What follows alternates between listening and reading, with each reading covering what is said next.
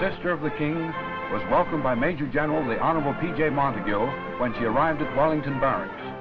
After meeting Major Alice Sorby, senior C.W.A.C. staff officer, the Princess Royal inspected a detachment of the Canadian Women's Army Corps. Accompanying her was Chief Comptroller Jean Knox, director of the British ATS. The occasion was a ceremonial parade to celebrate the second anniversary of the forming of the Canadian Women's Army Corps.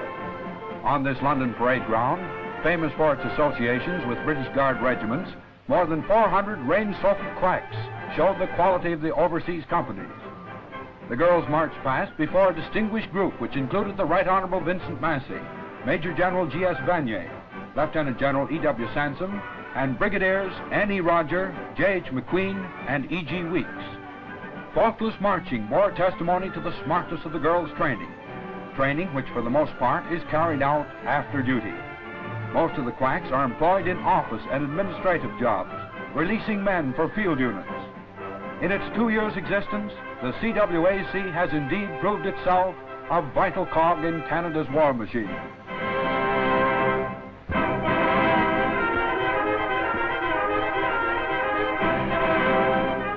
Royalty came again to Canadians when the King and Queen, with the Princesses Elizabeth and Margaret Rose, paid a surprise visit to 2 units of an armored division. First, they inspected men of the 5th Light Anti-Aircraft Regiment, RCA, who, despite the wind and the rain, made a fine show.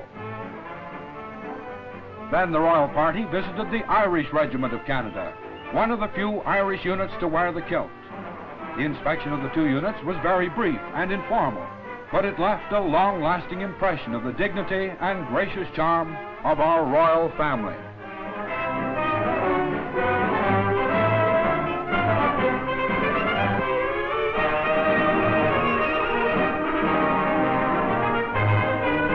Artillerymen are traditionally smart on parade, and the gunners of the Canadian Artillery Reinforcement Units were no exception when they put on a demonstration of training for Major General Alexander, DSO, Inspector General, on a visit from Canada. A feature of the march past was a troop consisting entirely of reinforcement officers. General Alexander made a thorough inspection of all forms of training, seeing for himself the high standard reached. Highlight of the day was a demonstration of crash action put on by the 13th Field Battery under command of Major Lucy. The guns were brought up and made ready for action in a matter of minutes.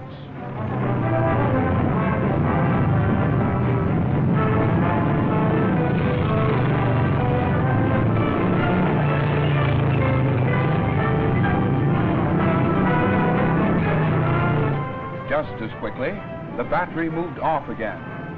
Speed, sureness, and mobility.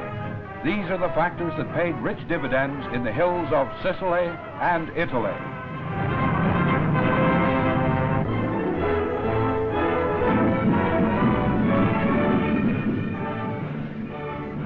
History was made in Sicily when 4 battalions of a famous regiment held a reunion. It was a get-together of the Seaforth Highlanders, 3 British battalions, and the Seaforths of Canada. The sports stadium in Catania echoed to the music of the massed pipe bands, a striking symbol of the capture of the toughest town on the island.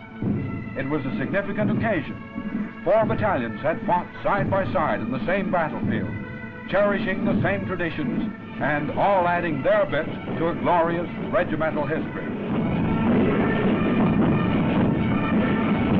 The mules, who played such a big part in the Sicily campaign, had their day at the races. Some of them didn't seem very interested in the proceedings, but at least the jockeys took their job seriously and managed to dress the parts.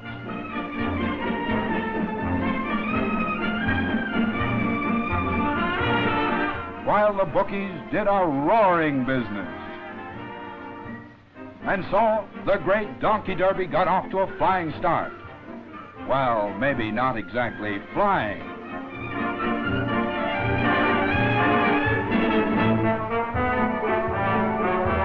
The winner! The officers had a donkey derby of their own. By this time, the mules were getting tired of it all and didn't have their hearts in their work. Perhaps a carrot on a stick might have helped.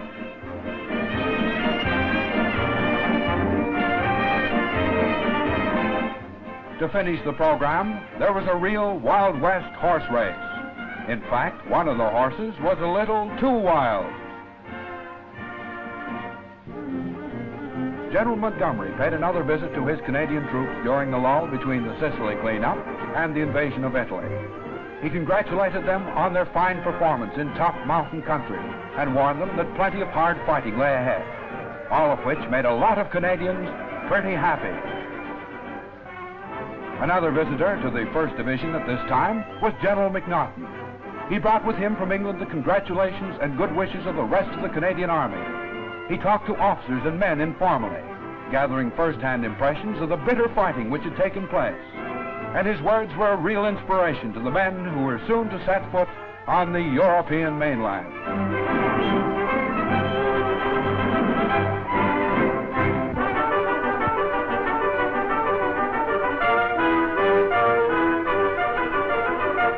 While units rested and reformed their ranks, commanders and staff officers were hard at work planning the next phase of the Mediterranean operation. Behind lay Sicily, a sweeping triumph. Ahead lay Italy and the unknown. A 3-mile stretch of water separated the invading army from the so-called Fortress of Europe, and the time had come for that fortress to be breached. The invaders got ready. Troops in their thousands moved up to embarkation points. The spark was set to the powder keg of Europe with a typical Montgomery night barrage.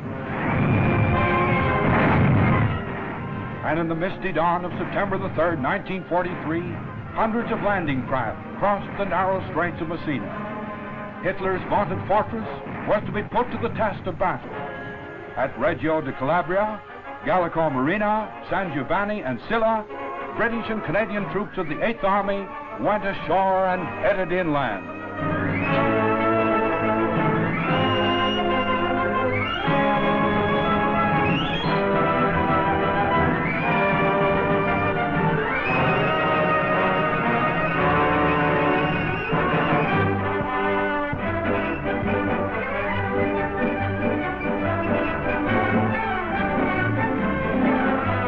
Sicily, across the straits, as the day wore on, more and more men were embarked. Vehicles, tanks, guns, carriers, and other heavy equipment were also loaded on the landing craft.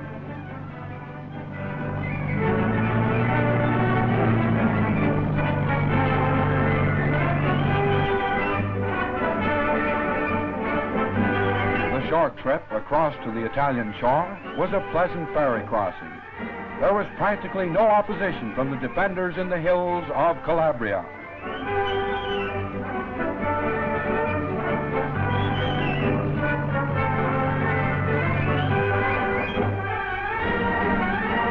Among the early arrivals was General Montgomery, come to inspect for himself the various bridgeheads. A demolished bridge was quickly restored to use as Royal Canadian Engineers cleared the way and opened the roads to the heavy stream of military traffic. Men of the Carleton and Yorks captured the first airport in Italy, just outside Reggio de Calabria. 1 week after the landings, the capitulation of Italy was announced. A British and American force landed farther north at Salerno and encountered stiff German resistance. The 8th pushed on to its relief.